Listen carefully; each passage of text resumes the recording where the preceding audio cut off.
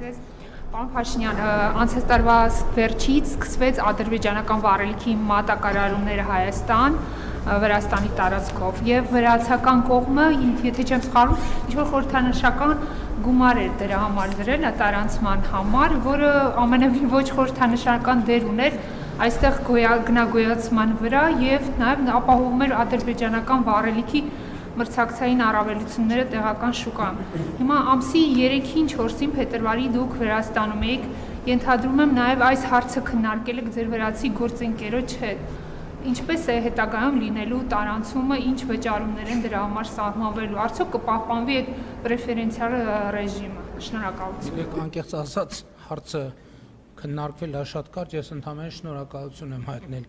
Վրաստանի վարչապետին այդ աջակցության համար, մնացածը արդեն կոմերցիոն դաշտում է, ես սովորություն չունեմ այդպիսի հարցերի անդրադառնալ։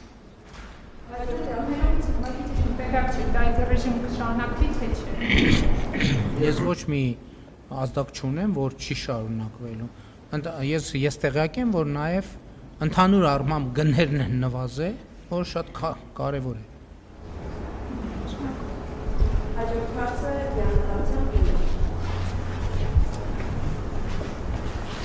Շնորհակալություն, պարոն վարչապետ, խնդրում եմ մանրամասներ ներկայացնել խաղաղության պայմանագրի շուրջ տարվող աշխատանքների վերաբերյալ, նաև բանակցությունները այս փուլում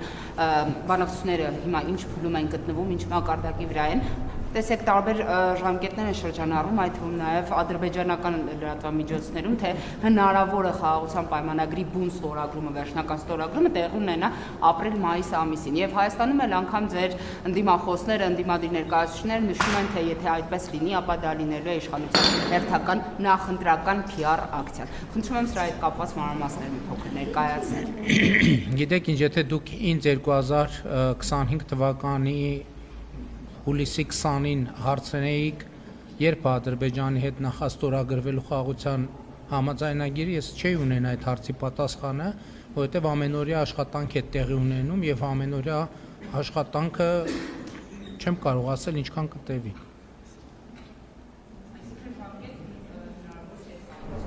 Այո, իհարկե հնարավոր չի, բայց էլի հիմա բանակցությունները, դե գիտեք, հիմա ես նախկինում էլ ասել եմ, առիթ ունեցել եմ ասելու, որ կարծես թե տնտեսական օրակարգը վազանցում է քաղաքական օրակարգին, ինչը լավ է, որովհետև քաղաքական օրակարգերը նրա համար են, որ սպասարկեն տնտեսական օրակարգը եւ օգոստոսի 8-ի իրադարձությունները բավարար դաշտ են բացել տնտեսական գործակցության համար եւ ուրախ եմ, որ Հայաստանի եւ Ադրբեջանի միջեւ երկկողմ այսինքն առևտրաշրջանառություն է ձևավորվում, հույս ունենամ հնարավորինս շուտ նաև ոչ միայն Ադրբեջանից ապրանքներ կներմուծենք, այլև Հայաստանից ապրանքներ կարտահանվեն Ադրբեջան։ Փաշինյան, շատ քննարկվեց Իրանի պատերազմի ֆոնին ձեր, այսպես ասած, բեռաշկի ուտելու հանգամանքը, բայց ես ուզում եմ տնտեսական մասով անդրադառնանք հարցին, արդյոք Իրանի հետ կապված մենք ունենք ապրանքային դիֆիցիտ, որովհետև նույն բեռաշկի համար, հաստատ ուտելու համար Իրանից նույն կաթնամթերքի հումք ենք մենք ներմուծում, կա այլընտրանքներ այս պահին, կառավարությունը տեսնում է այն ապրանքները, որը Իրանից բերվում է, այլընտրանքային երկրներից Հայաստան ներմուծում, սա առաջինը եւ երկրորդը կար, արդյոք դուք քննարկել եք ռուսական կողմի հետ, խոսել եք ավելի վաղ, երկաթուղու կոնսենսիոն կառավարում է այլ երկրին փոխանցելու հարցը, այս մասով որևէ քննարկում, որևէ պարզաբանում Ռուսաստանից կա, որովհետև մենք լսում ենք բավականին կոշտ հայտարարություն ռուսական կողմից։ Այո, քննարկումներ կան աշխատանքային մակարդակում Ռուսաստանի Դաշնության մեր գործընկերների հետ եւ մենք հարցի վերաբերյալ նաեւ որոշակի ըմբռնում ենք տեսնում, ինչի համար շնորհակալ ենք, որովհետեւ ելի եմ ասում, մեր ասածի մեջ որևէ բան, որը ուղղված է Ռուսաստանի դեմ չկա։ Մենք ուղղակի մեր գործընկերների հետ կիսում ենք օբյեկտիվ իրավիճակը, ասելով, որ մենք պարզապես այս իրավիճակում Հայաստան իր մրցակցային առավելությունները կորցնում է եւ մենք ուրիշ որևէ մոտիվացիա չունենք եւ հույս ունեմ, որ մենք կարողանանք հասնել կոնկրետ լուծումների։ Ինչ վերաբերում է ձեր ասած հարցին, ընդհանրապես ավելի լայն համատեքստում ասեմ, հարգելի գործընկերներ, մենք իհարկե շատ ցավում ենք եւ շատ ցավալի է մեզ համար, ինչ որ տեղի ունենում Իրանի Իսլամական Հանրապետության շուրջ եւ ընդհանրապես տարածաշրջանը, բայց մենք պիտի արձանագրենք, որ ցավոք այս իրավիճակը նոր չէ։ Այսինքն նրանք, ովքեր ընդհանրապես միջազգային լրահոսին հետևում են, պիտի առնվազն մտավախություններ ունենային, որ այսպիսի իրադրություն կլինի։ Մենք, ես աստծի առիթ ունեցել ենք ասելու, որ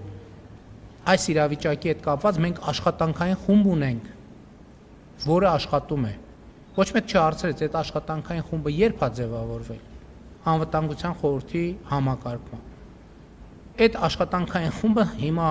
ամսաթվով չեմ հիշի, բայց մի տարի ու կես առաջ է ձևավորվել։ Այսինքն մի տարի ու կես կարող է պարզվի հələ ավելի շուտ է ձևավորվել։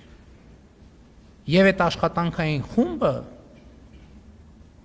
երբեմն ամենօրյա, երբեմն ամենժամյա, երբեմն ամեն ամսյա ռեժիմով աշխատում։ Պատկերացնում եք, ասենք, մի տարի առաջ կամ գուցե տարի ու կես առաջ դա ստուգելի է, վարչապետի որոշմամբ ստեղծվել է աշխատանքային խումբ։ Ես որ ասում եմ դրա համար եմ ես պերաշկի ուտում, ես հումոր չեմ անում, որովհետև այն միջոցները, որոնք պետք է ձեռնարկել այս իրադրության հետ կապված, մենք վաղուց ձեռնարկել ենք, որովհետև Իրանի շուրջ ռազմական իրադարձություններ 6 ամիս առաջել են, չէ՞ եղել։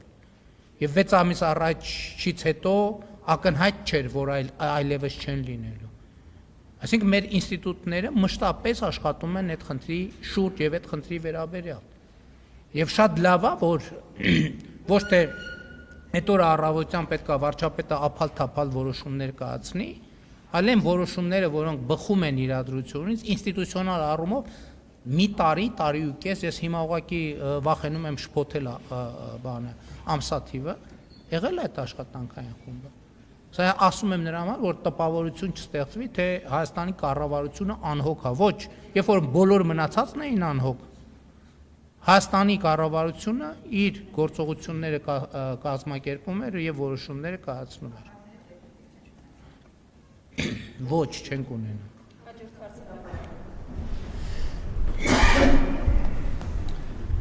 Շնորհակալություն, պարոն Փաշինյան, ձեր ներկուսակցական քարոզարշավը լուսաբանվում է, հա, ձեր կողմից եւ այնտեղ մի դրվագ տարածվեց, որտեղ դուք Արտաշատի քաղաքապետին ձեռքով հրում եք, բզում եք, որպեսզի լռեցնեք, չտա նախկին ոստիկանապետի անունը եւ չհայտնի, որ այս շենքը պատկանում է Արամ Հովհաննիսյանին։ Ինչու եք փորձում լռեցնել։ Սա արդյոք մենք ընկալենք որպես լռեցման փորձ Արամ Հովհաննիսյանի անունը չտալու համար։ Եվ արդյոք պետք է ենթադրենք, կարծենք, որ նախկինների թալանի մասին խոսող ձեր իշխանությունը փորձում է օրինակ ենթադրաբար Արամ Հովհաննիսյանի թալանը թաքցնել։ Եվ մեկ անձնական բնույթի հարցը, պարոն Փաշինյան, դուք մկրտված եք, եթե այո, ապա կարող եք ասել, որ եկեղեցում որքան անեց այս մկրտել։ Այո, ես մկրտված եմ, ես Սուրբ Սարգիս եկեղեցում եմ մկրտվել 2007 թվականի ենթադրում եմ հուլիսի 25-ի կողմերը Շուշանի ծնվելուց որ ժամանակ անց երեխաների հետ միասին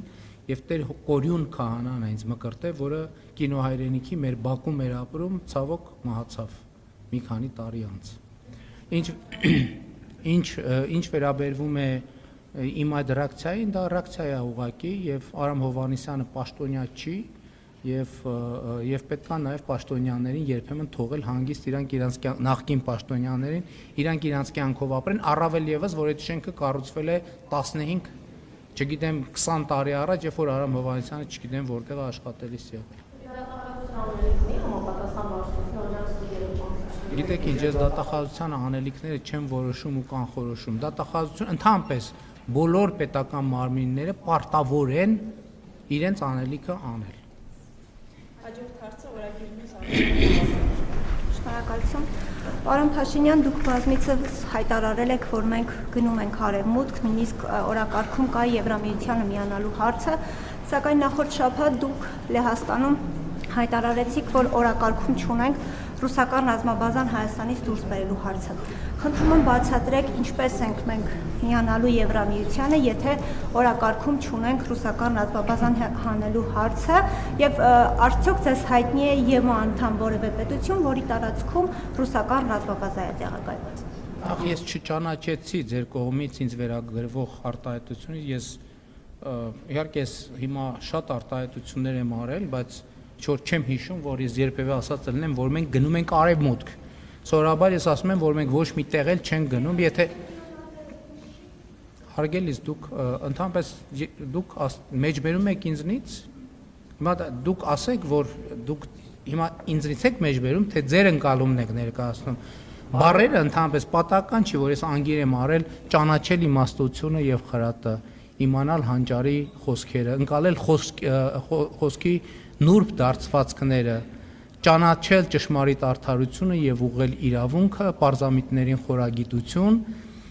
եւ երիտասարդներին միտք ու հանճար տալու համար, որպեսզի դրանք լսելով իմաստունն ավելի իմաստուն լինի, իսկ հանճարեղը առաջնորդություն ստանա թափանցի առակների եւ խորին ասույթների մեջ, իմաստունների ճառերի եւ նրանց այլաբանությունների մեջ։ Հասկանում եք, բառերը տարբերություն ունեն։ Ես ասում եմ, ես չեմ ասել, որ մենք կամ եթե ասել եմ, ճշտեք, տեսնեմ որտեղ եմ ասել։ Մենք գնում ենք արևմուտք։ Ինչ վերաբերվում է երկրորդ հարցին, այո, Հայաստանը ընդունել է Հայաստանի Եվրամիությանը անդամագրվելու գործընթաց սկսելու մասին օրենք, եւ նաեւ ես այդ հարցին ԵԱՏՄ-ի առնչությամբ եմ արտահայտվել։ Մենք բարեբախտաբար թե դժբախտաբար դեռևս այն ճանապարհի ընկետում չենք, որպեսզի ռուսական ռազմաբազան մեր տեսադաշտը փակելիս լինի։ Երբ որ կտեսնենք, որ ռուսական ռազմաբազան մեր տեսադաշտը փակում է, այդ ժամանակ կմտածենք, ոչ շարժվենք, որ տեսադաշտի խնդիր չունենանք։ Իսկ ընդհանուր առմամբ առիթներ ունեցել եմ ասելու, որ մենք խնդիր չունենք, չենք ունեցել եւ չենք ունենալու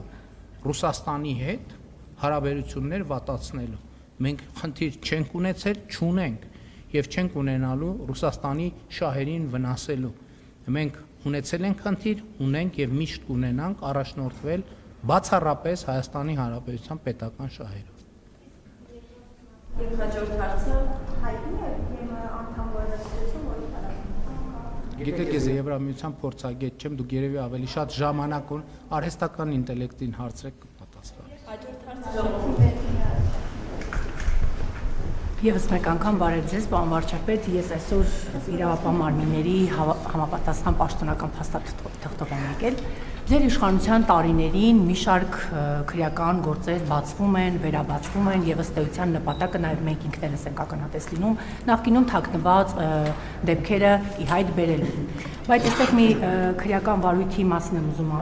հատուկ շեշտադրել 2017 թվականին քաղաքացիական պայմանագիր խմբակցության քարտուղար Արթուր Հովհաննիսյանը իրավապահների կողմից ձերբակալվել էր եւ կա իմ ձեռքում այս պահին պաշտոնական փաստաթուղթը Հայաստանի Հանրապետության քննչական կոմիտեի եւ ոստիկանության ես կուզենայի հատուկ ձեզ տրամադրել, եթե կարելի է, եթե անվտանգություն դիտք։ Պարոն վարչապետ, ես հետաքրքրվում եմ, ինչու դուք չեք հրահանգում այս գործը վերաբացել, որովհետեւ ըստ էության նախաքննական մարմինը ունի կոնկրետ հաստատումները կան եւ միգուցե վերաբացումը օգնի արձել մի հանգամանք, թե օրինակ ինչ հանգամանքներում է գործը փակվել 2017 թվականին։ Հանրապետական կուսակցության օրինակ, որ կարկառուն պաշտոնյան է միջնորդել կամ միգուցե Հայաստանի Հանրապետական կուսակցության իրավապահների զանգարել, որ այս գործը փակեն։ Պարոն վարչապետ, ձեր թույլտվությամբ, եթե իրավապահ մարմինները որևէ խնդիր կունենան գործի վերաբացման կամ որևէ հանգամանքներ կկաշխանդի իրենց կամ որևէ խնդիր կառաջանա գործի վերաբացման մասով, մենք պատրաստ ենք համապատասխան ինֆորմացիայով իրավապահ մարմիններին օգնել, աջակցել։ Այստեղ պարզապես հարցը բարձրացնում ձեր քաղաքական համաձայնությունն է պետք, որտեղ Արթուր Հովհաննիսյանը քաղաքացիական պայմանագիր խմբակցության քարտուղարն է։ Իրավական գործընթացը ես կապահովեմ, հաղորդումը կներկայացնեմ։ Շնորհակալություն։ Քաղաքական համաձայնությունը իրավական կատեգորիա չէ, եւ ինչ որ դուք ասեք, եթե չեմ սխալվում, ուղիղ եթերում եք, չէ։ Իրավապահ մարմինները պարտավոր են ձեր ասածը ընդունել որպես հանցագործության կամ գործողության մասին հաղորդում կամ դիմում եւ օրենքով սահմանված ընթացք տալ։ Պարտավոր են։ Ես պատասխանեցի ձեր հարցին։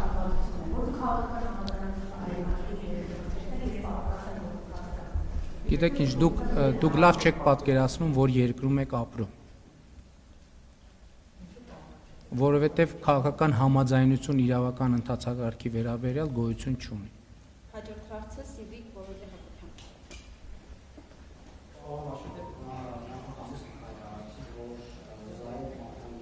Սանակոնի $1 միլիոն մրցանակային ֆոնդ, որը ամենայն հավանականությամբ կիսելու եք Ադրբեջանի նախագահ Իլհամ Ալիևի հետ։ Պարոն վարչապետ, ուզում եմ իմանալ, արդյոք այդ գումարները արդեն փոխանցվել են ձեզ եւ որոշել եք արդյոք թե ինչ ուղղությամբ են դրանք ծախսվելու։ Այո, գումարը փոխանցվել է ինձ, բայց չեմ որոշել ինչ ուղղությամբ են ծախսելու եւ չի բացառվում նախկինում կայացրած իմ մտածածի ուղղությունը փոխեմ, բայց եթե այդպիսի բան լինի կտեղեկացնեմ։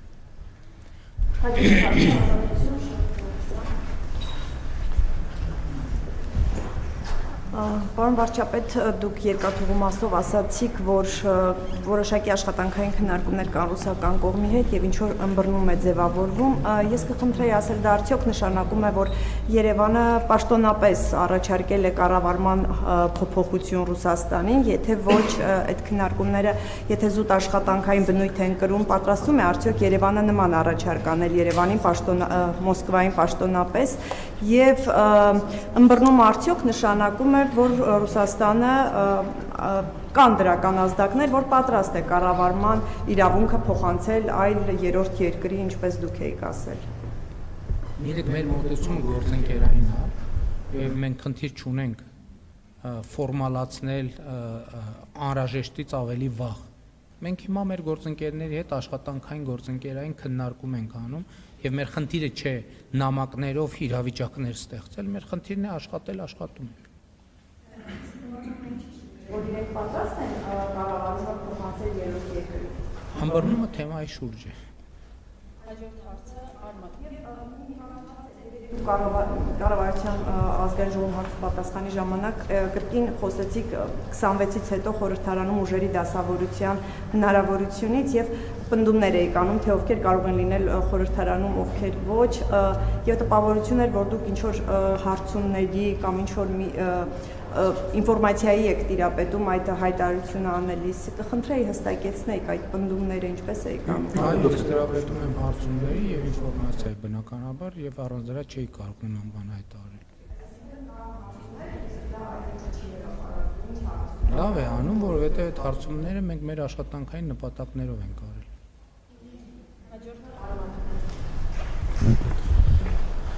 Պարոն Փաշինյան, ձեր թիմի անդամները պարբերաբար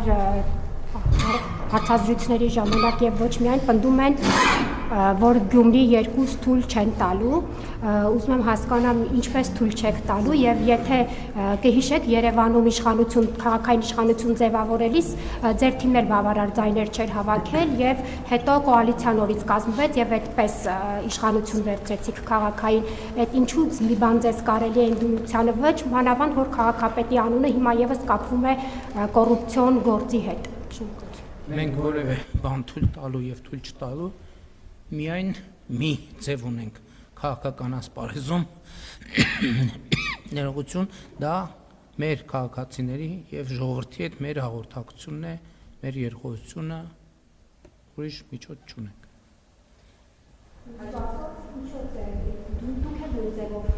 Ես իմ պատասխանը վերաբերում էր բոլոր մասերին։ Շնորհակալություն։ Նախ ես ուզում եմ անկեղծորեն ձեզ շնորհավորել բարեհաջող ամուսնալուծության կապակցությամբ, վստահ եմ դուք այսուհետ ավելի երջանիկ կլինեք, հատկապես որ իշխանությունը արդեն երկուսի միջև չեք կիսի, դա էլ գուցե անդրադառնա մեր երկրի վրա։ Ինչ վերաբերում է հարցին, նախ ուզում եմ ճշտել, դուք հրաժարվել եք եկեղեցու դեմ արշավից, որովհետև վերջին շրջանում կարծես թե չեք ակտիվ արշավ չեք մղում եւ կաթողիկոսին հեռացնելու մասին չեք խոսում եւ Սևան այցի ժամանակ էլ կաթողիկոսի անունը իր հեճուկս ձեզ հնչեց պատարագի ժամանակ ու գործընկերոջս հարցի տրամաբանության մեջ ձեր թիմը ի վերջո ընդդիմադիր որ ուժի կամ տեխնացուի դեմ է պայքարում Ռոբերտ Քոչարյանի, Սամվել Կարապետյանի, որը բանտարկված է ձեր թեթև ձեռքով կամ ձեր իշխանության շնորհիվ, ասենք Արման Թաթոյանի եւ Ավետիք Չալաբյանի, թե ասենք Սուրեն Պետրոսյանի, ում դեմ եք պայքարում։ Ելույթներից ելնելով կարծես թե պայքարում եք Քոչարյանի ու Սամվել Կարապետյանի դեմ, իրենցից եք վտանգ զգում, թե օրինակ Թաթոյանից եք վտանգ զգում, Սուրեն Պետրոսյանից էլ, մյուսներից էլ, եւ եթե այդպես է, գուցե դուք օրինակ Սամվել Կարապետյանին վերջապես ազատեք բանտային կալանք, այդ տնային կալանքից, թող դուրս գա ինքն էլ հավասար պայմաններում կարողանա ձեզ հետ մրցել պայքարել, որտեղ անհավասար մրցակցության մեջ է գտնվում։ Հիմա ձեր պայքարում դեմ է կոնկրետ։ Իմ պայքարի եւ հաղորդակցության ամենաարդյունավետ միջոցներից մեկը օրինակ իմ սոցիալական ցանցերի էջերն են եւ ուղիղ եթերները եւ կարծում եմ որևէ բան արդեն պրոբացիայի ծառայության բարձաբանումից հետո հասկացանք չի խանգարում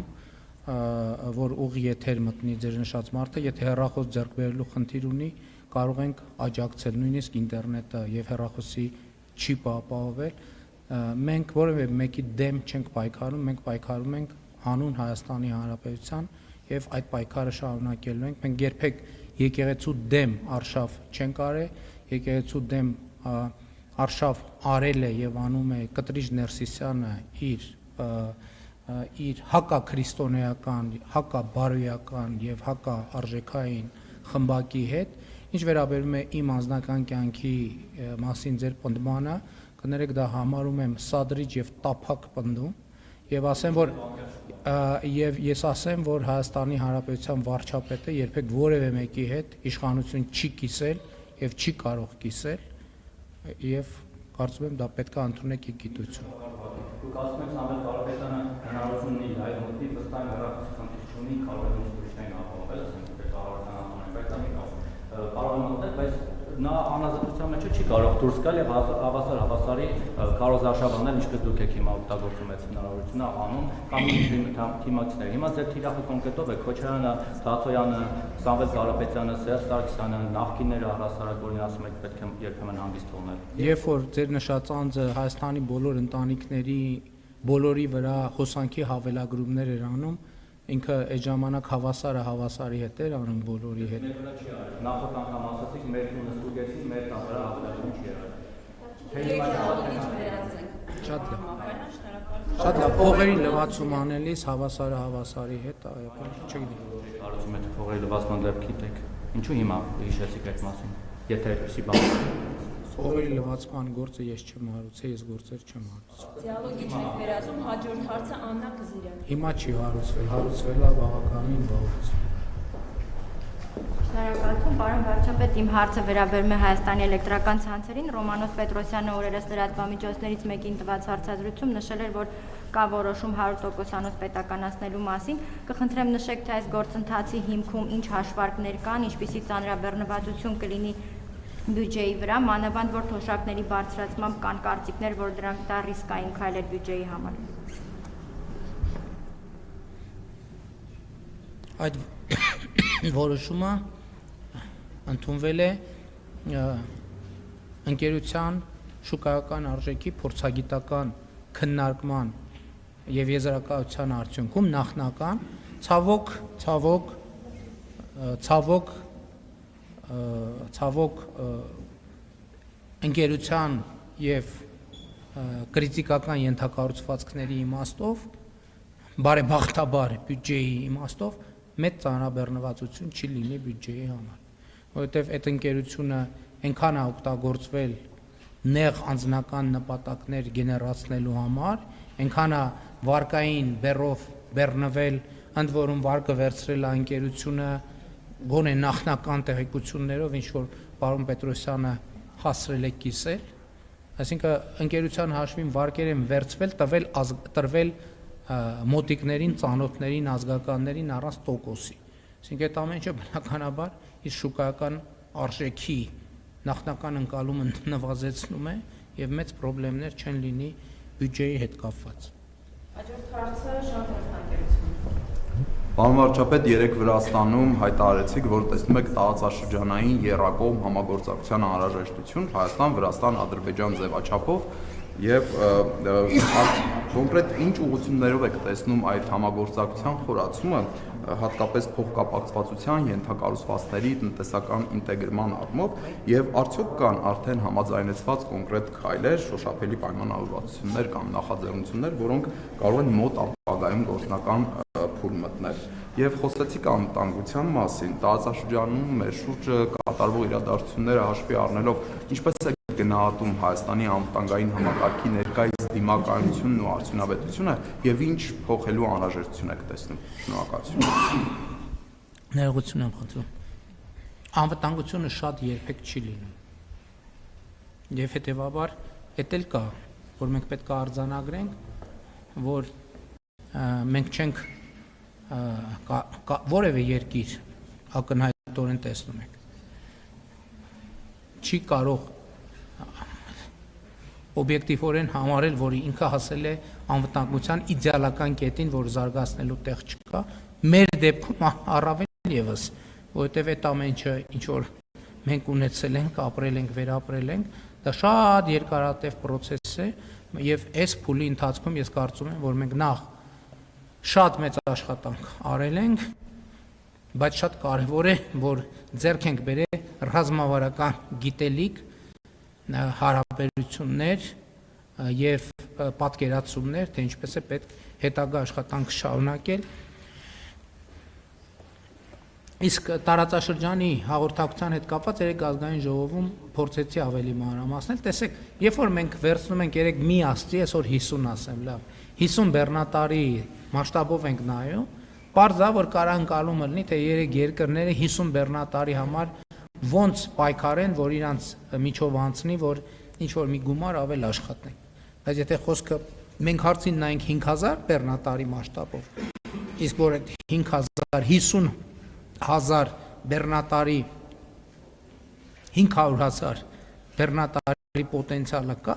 մենք կհասկանանք, որ Ադրբեջանի, Վրաստանի, Հայաստանի ենթակառուցվածքները եւ մի բան էլ ռազմավարական ներդրումով բավարար չեն այդ հոսքերը ապահովելու համար։ Եվ մենք պետքա ոչ թե մտածենք այս 50 բեռնատարը ոնց իրարից տանենք, պետքա մտածենք 500,000 բեռնատարի համար ոնց Հարավային Կովկասը դարձնենք ամենագրավիչ, անվտանգ, արագ միջանցքը, որպեսզի բեռները այստեղով հոսեն, բոլորից բերելով տասնյակ միլիարդների օգուտներ, սրա մասին է խոսքը։ Եվ նույն, գիտեք, ինչի մասին ուզում եք, էներգետիկ, գազ, նավթ, ինտերնետ, մարդ ուղևորափոխադրում, օդային, երկաթուղային, ցանկացած ամեն ինչի մասին ասա։ Եվ ես ընդ որում ես ուրախ եմ, որ ես զգում եմ, որ մեր ընկալումը սկսում է փոխվել, այդ այն դեպքն է, ենթադրեք մի տարի առաջ ուրիշ բան էիք ասում, եւ ուրախ եմ, որ մեր գործընկերների հետ արդեն այս թեմայով խոսակցությունը սկսելու նախանշաններ կան, ինչ շատ մեծ հաջողություն։ Դե չէ, չնայած տրիպը արդեն համաձայնեցված քայլ է, որովհետև տրիպը իրականում երեք Վրաստանում այդ թեմայի մասին էլ ենք խոսում։ Ի վերջո եկեք չմոռանանք, որ տրիպը խաղաղության խաչմերուկի մաս է, եւ իհարկե ես հույս ունեմ, որ Իրան Իսլամական Հանրապետության շուրջ հնարավորինս արագ կայունությունը եւ խաղաղությունը կվերականգնվի, բայց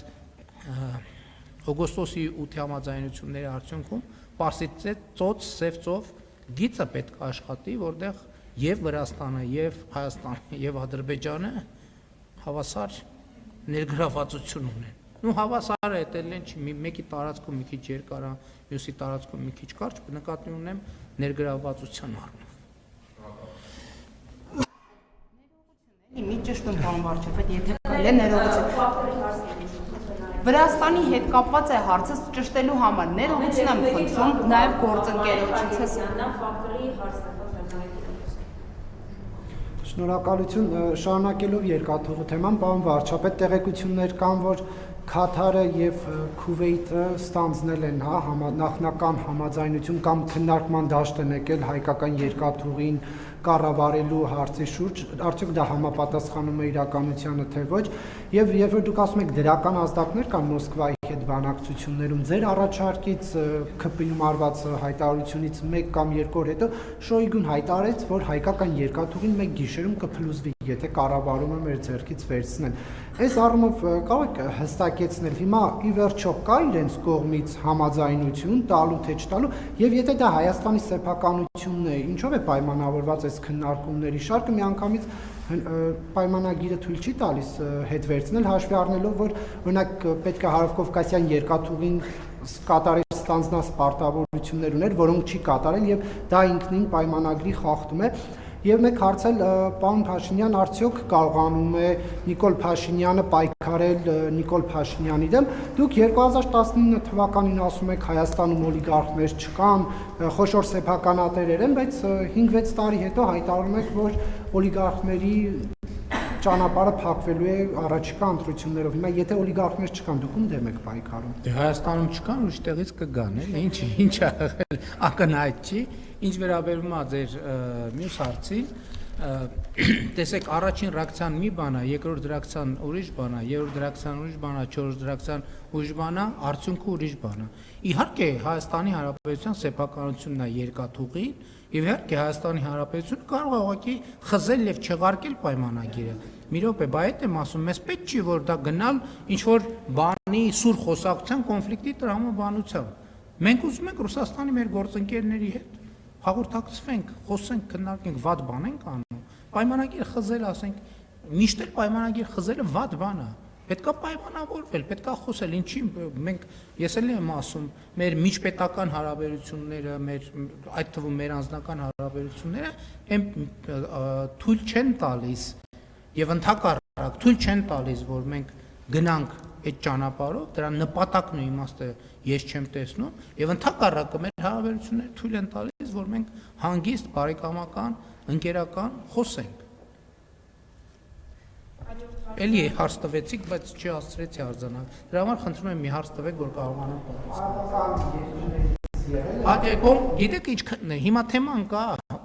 գիտեք տարբեր գործընկերների հետ կարող ենք քննարկել։ Մի սկզբունք կա, որը մենք կարծում ենք, որ ճիշտ սկզբունք է։ Այնպիսի երկիր կամ ընկերություն կամ երկրի ընկերություն լինի, որը եւ Հայաստանի հետ ունենա նորմալ լավ հարաբերություններ, եւ Ռուսաստանի հետ, որպես թեման չսրվի, այսինքն էլի չդառնա դրի ուրիշ դաս։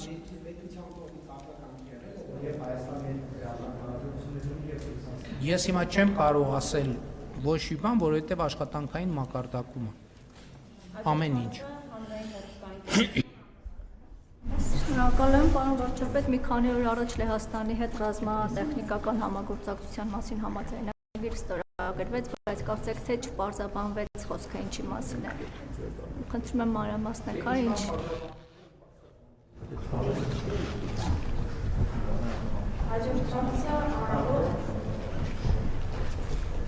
Պարոն Փաշինյան, երեկ Արման Թաթոյանը փաստեր ներկայացրեց, որ ադրբեջանական զորքերը օկուպացրել են Հայաստանի նոր տարածքներ, ներխուժել են Ջերմուկ եւ Վարդենիս նոր դիրքերի։ Նա փաստեր ներկայացրեց արբանյակային լուսանկարներով ըստ էության, երեք մենք տեսանք, որ Պաշտպանության նախարարը հերքեց ըստ էության, բայց փաստեր չկան, այսինքն մենք տեսանք մի իրավիճակ, երբ մարդը փաստերով ներկայացրեց լուսանկարներով, որ տեղի է ունեցել ներխուժում, կողմից ուղղակի լսեցինք հայտարարություն, որ չկա նման բան, կխնդրեի սրան ոնց եք դուք ապացուցում, որ չկա նման բան, եւ երկրորդ հարցս ինչու եք դուք եւ ձեր թիմակիցներ այս նախընտրական փուլում սպառնում հայ ժողովրդին, որ եթե ձեզ չընտրեն, պատերազմ կլինի, այսինքն սա ինչ է, շանտաժ է, վարչական ռեսուրսի չարաշահում է, ինչ կարող ենք սրա անունը դնել, երբ որ Facebook-ում ձեր թիմակիցների հասցեին մեկը մի բան է, ստատուս է գրում կամ մեկնաբանություն, դա մեկնաբանում եք, որ սպառնալիք կար եւ քրեական գործեր են հարուցվում, հիմա դուք հայ ժողովրդին սպառնում եք պատերազմով, ֆիզիկական ոչնչացմամբ, այսինքն փաստացի, արդյոք չպետք է գնահատականի արժանանա նաեւ ձեր եւ ձեր թիմակիցների այս արարքը։ Շնորհակալություն։ Հայ ժողովրդին ոչ մեկ չի կարող սպառնալ եւ առավել եւս մենք, որովհետեւ մենք հայ ժողովրդի ներկայացուցիչներն ենք, լեգիտիմ։ Մենք կարող ենք մեր ժողովրդի հետ կիսել այն տեղեկությունները եւ եզրակացությունները, որոնք մենք արել ենք։ Ինչ վերաբերվում է ձեր հարցին, Պաշտպանության նախարարը հայտարարություն է արել, այդ հայտարարությունից հետո ես որևէ բան ավելացնելու անհրաժեշտություն չեմ տեսնում։ Ես նոր պատասխանեցի ձեր հարցին։ Ես նոր ձեր հարցին էի պատասխանում։ Դուք մենակ ձեր հարցերն եք լսում։ Ես պատասխանեցի ձեր հարցին։ Ես պատասխանեցի ձեր հարցին։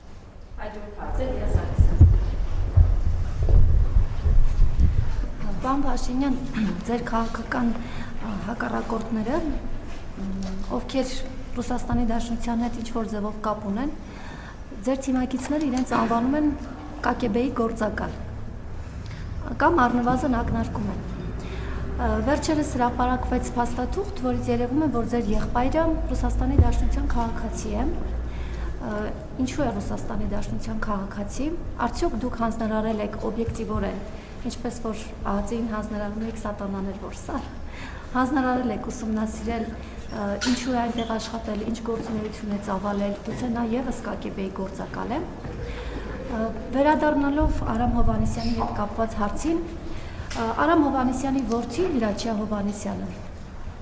քաղաքացիական պայմանագիր կուսակցությունով մասնակցելու է ընտրությունների պատգամավորական, եւ սա նշանակում է, որ առնվազն այս ընտանիքը ի նպաստ ԿՊ-ի աշխատելու է ընտրությունների։ Մամուլում տեղեկություններ կան, հրապարակվել են ուսումնասիրություններ, ըստ որի Արամ Հովհաննիսյանի որդին համայնքային հող է օտարել։ Եվ հակափաստարկ ուսումնասիրություն չի եղել, առնվազն պետական կառույցները չեն ուսումնասիրել եւ հակափաստարկ չի ներկայացվել։ Այս առումով ձեր բզելը որքան կապ ունի այս իմ հարցի հետ եւ իհարկե ձեզ ինչպես հասկացա հաճելի չէր, երբ անձնական բնույթի հարց հնչեց, բայց ես այլ կոնտեքստում եմ ուզում ձեր եւ Տիկին Հակոբյանի ամուսնալուծության հարցը տալ։ Նախկինում դուք քաղաքացիական կյանքով եք ապրել, այսինքն քաղաքացիական ամուսնություն է եղել, առնվազն գրանցված չի եղել։ Եվ Աննա Հակոբյանը ապրել է կառավարական ամառանոցում։ Հայաստանի Հանրապետության օրենքը թույլ տալիս է, որ քաղաքացիական կյանքով ապրող ամուսինները միասին գտնվեն կառավարական ամառանոցում եւ պետական բյուջեի միջոցների հաշվին այնտեղ ապրեն։ Շնորհակալ եմ։ Օրենքի հետ կապված թող իրավաբանները բարձաբանեն։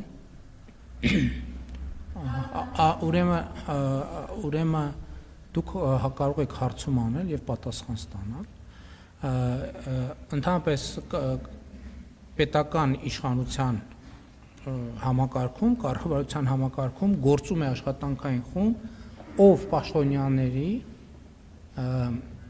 հնարավոր ոչ օրինական, ոչ իրավական գործողությունների վերաբերյալ հրապարակումները ուղարկում է իրավապահ մարմիններին։ Բացառված է, որ մեր իրականության մեջ որևէ պաշտոնյայի կողմից ապօրինություն իրականացնելու վերաբերյալ տեղեկատվություն լինի եւ դա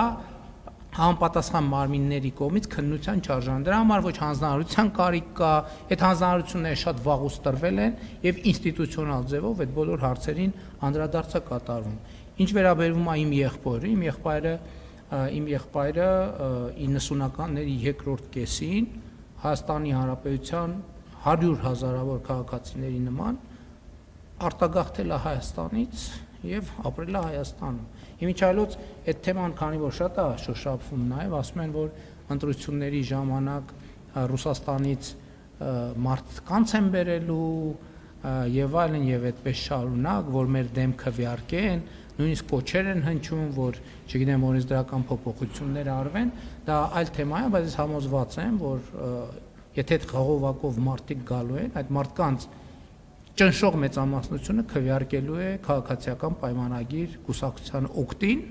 որովհետև նրանք չեն կարող քվեարկել իրենց արտագաղթի օգտին, նրանք կարող են քվեարկել իրենց ներգաղթը ապահովելու օգտին մի երևույթ, որը 2025 թվականին արդեն իսկ սկսվել է։ Հաջորդ հարցը Եղեմ է։ Երկու ամիս է դուք խուսափում եք ուղիղ հնչեցնել կաթողիկոսի անունը եւ պասիվ եք սուրբ եւ անմահ պատարագներին մասնակցելուց, արդյոք սա խոսում է ստրատեգիական ձախողումների մասին, նշանակում է, որ սկզբում մեղադրում էիք կաթողիկոսին երեխա ունենալու մեջ, հետո այլ մեղադրանքներ հնչեցվեցին, արշավ սկսվեց եկեղեցու դեմ, սակայն դա էլ արդյունք չտվեց։ Ո՞րն է հաջորդ քայլը։ Եվ ոստիկանությունը 24 ժամ հսկում է Մասյացոտնի թեմը, փաստորեն ոստիկանությունը հսկում է միայն Արման Սարոյանին, այն մարդիկ, ովքեր մտնում են Մասյացոտնի թեմ, եկեղեցու տարածք, նրանց անվտանգությունը չի հսկվում եւ այսինքն ընտրովի է ոստիկանության աշխատանքը։ Այն մոմավաճառը, որը պաշտպանում է կարելի ասել Արման Սարոյանին, կարող է խփել տեսախցիկին, միկրոֆոնին, անվայելուչ բառեր ասել լրագրողներին, սակայն դա ոստիկանների աչքից վրիպի։ Ոստիկանությունը ապահովում է դատարանի որոշման կատարումը,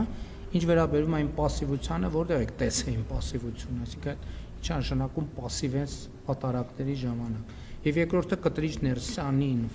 ես կաթողիկոս շատ վաղուց չեմ համարում, այնպես որ ոչ մի նորություն չկա։ Եվ վերջին հարցը Անդրեա ռադիո։